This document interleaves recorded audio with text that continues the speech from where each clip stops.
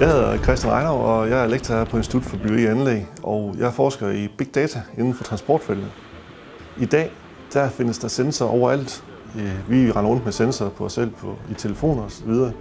Vores biler er proppet med sensorer, vores computer er proppet med sensorer. Der er en lang række data. Og det vil sige, at i dag der ved virksomheder faktisk rigtig godt, hvordan både vi bevæger os rundt i samfundet, men også hvordan godset bevæger sig rundt i samfundet. Hvis vi ser ud på vejen her i Europa, så cirka en fjerdedel af alle de lastbilkilometer, der bliver kørt, det er tom kørsel. Der er ikke læst noget på lastbilerne. Og de sidste 3/4, hvor der er noget gods på bilerne, der er lastevnen på bilerne i gennemsnit udnyttet omkring 57%. Så det vil sige, at en fjerdedel af alle de lastbiler, vi ser der rundt, de er tomme, og resten de er stort set halvt læsset. Og det er jo ikke særlig godt. Altså, det kan godt gøres bedre. Hvis man sidder i en virksomhed, så bliver verden også ligesom reduceret til det, man nu skal lave i den specifikke opgave, man sidder med.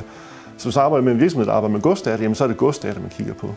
Jeg er heldig at være i en situation, hvor jeg kan arbejde med godsdata den ene dag, jeg kan arbejde med trafiksikkerhed den anden dag, jeg kan arbejde med persontracking den tredje dag, jeg kan tage til en konference den fjerde dag og se på, hvad sker der i Australien inden for det her felt her.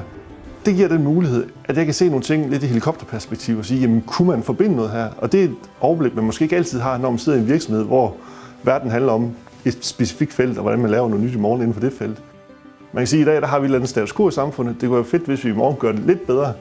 Og der ser jeg det som mit job som forsker, det er at få forbundet de mennesker, der gør det muligt at komme frem til en lidt bedre situation. Hvis ikke forskning ændrer noget i samfundet, så har det ingen betydning.